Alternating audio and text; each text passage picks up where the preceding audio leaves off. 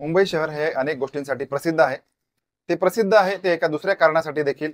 ते कारण म्हणजे मुंबईचं नाईट लाईफ. त्याचबरोबर स्पा असेल, रेव्ह पार्टी असेल किंवा अशा अनेक गोष्टी ज्या पैसे उडवण्यासाठी म्हणून केल्या जातात. या गोष्टींसाठी मुंबई शहर देखील तितकंच प्रसिद्ध आहे. आता अशा या मुंबई शहरामध्ये वरळी भाग आहे. या वरळीमध्ये एक स्पा सेंटर आहे. या स्पा सेंटरमध्ये एक 52 वर्षाची व्यक्ती जाते आणि त्याच्या अंगाखांद्यावरती भरमसाठ असं सोनं आहे. त्याचबरोबर त्याच्यासोबत एक 21 वर्षाची तरुणी ही देखील त्या स्पामध्ये गेलेली आहे आणि त्याच्यानंतर या व्यक्तीचा खून होतोय. अतिशय निर्गुण पद्धतीने या व्यक्तीला मारलं जातंय.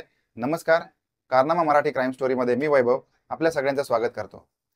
आता या व्यक्तीचा खून का झालेला होता, त्याला कशासाठी मारलेलं होतं, त्याच्यासोबत असणारी 21 वर्षाची तरुणी कोण होती, कारण या व्यक्तीचं वय 52, सोबत असणारी तरुणी 21.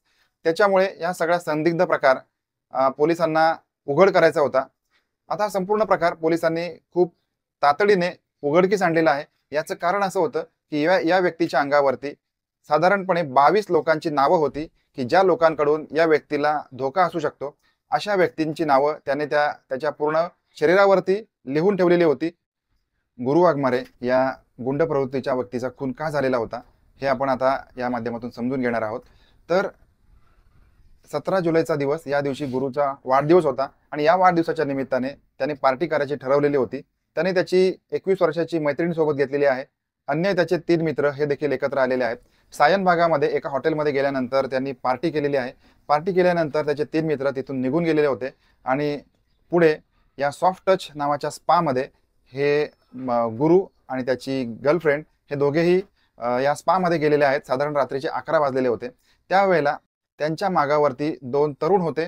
त्या तरुणांनी रेनकोट घातलेला होता आणि हे तरुण या स्पामध्ये गेलेले आहेत. तिथे गेल्यानंतर त्याची जी गर्लफ्रेंड होती, या गर्लफ्रेंडला त्यांनी एका वेगळ्या रूममध्ये नेऊन बंदी करून ठेवले.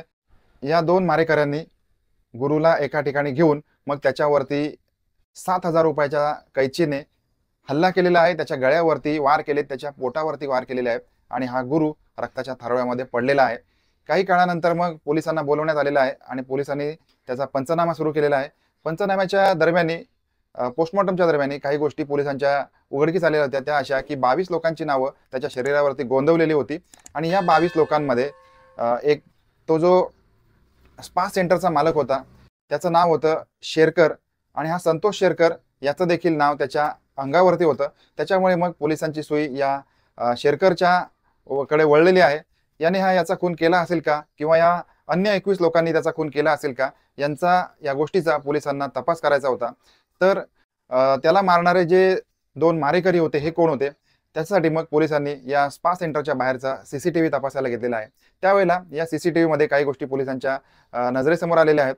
जसं की त्या 2 मारेकऱ्यांपैकी एकाने तिथल्याच एका टपरीवरती 2 गुटख्याची पाकिटं खरेदी केलेली होती आणि त्यावेळेला त्यांनी एक ट्रान्झॅक्शन केलेलं आहे, जे ऑनलाईन ट्रान्झॅक्शन आहे, UPI ट्रान्झॅक्शन केलेलं होतं. त्यावेळेला मग एक UPI ट्रान्झॅक्शन कोणाचं होतं इथपर्यंत पोलीस पोहोचलेले आहेत. त्यावेळेला एक फिरोज अन्सारी नावाच्या एका व्यक्तीचं किंवा या व्यक्तीने हे ट्रान्झॅक्शन केलेलं होतं असं पोलिसांच्या लक्षात आलंय. त्याचबरोबर याच व्यक्तीने हा जो संतोष शेरकर आहे स्पाचा मालक, याच्यासोबत याचे अनेक वेळेला कॉल झालेले होते. त्याच्यामुळे मग पोलिसांनी या दोघांनी ताब्यात घेतलेलं आहे. यांची चौकशी केली असता जे सत्य समोर आलंय ते अतिशय भयानक आहे. या व्यक्तीला, हा जो गुरु वाघमारे आहे, हा व्यक्ती गुंड प्रवृत्तीचा होता. त्याच्यामुळे हप्ता वसूल करणे, अनेक ठिकाणी त्रास देणे अशा स्वरूपाची हा कामं करत होता. त्याचबरोबर संतोष शेरकर याचा एक नालासोपारा भागामध्ये दुसरं स्पा सेंटर होतं. त्यावेळेला मग पोलिसांना याने खबर दिलेली होती आणि हा स्पा सेंटर त्यांनी बंद पाडलेलं होतं. याचा देखील राग या संतोष शेरकरच्या मनामध्ये होता. त्याचबरोबर वारंवार या गुरुला हप्ते देऊन हा शेरकर कंटाळलेला होता. त्याच्यामुळे मग या संतोष शेरकरने त्याचा काटा काढायचा ठरवलेला आहे. याची प्लॅनिंग 3 महिने अगोदरच झालेली होती. त्याने 6 लाखाची सुपारी फिरोज अन्सारी नावाच्या एका व्यक्तीला दिलेली आहे.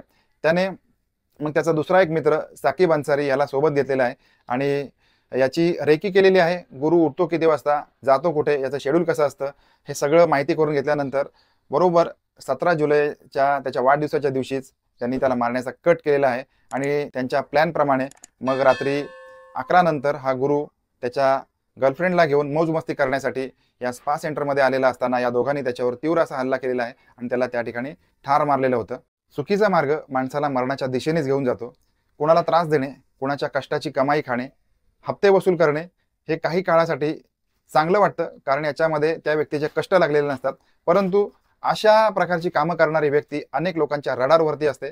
तशाच प्रकारे हा गुरु वाघमारे अनेक लोकांच्या रडारवरती होता आणि म्हणूनच त्याने तब्बल 22 लोकांची नावं आपल्या अंगावरती गोंदवून ठेवलेली होती, जेणेकरून जर का त्याचा उद्या कोणी घातपात केला तर या लोकांची नावं समोर येतील आणि ते पकडले जातील, याची त्याला खात्री होती.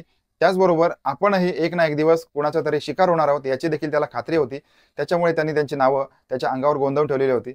वेळीच जर का सावध होऊन त्याने हा मार्ग सोडला असता तर कदाचित गुरु वाघमारे हा गुंड आज जिवंत असता.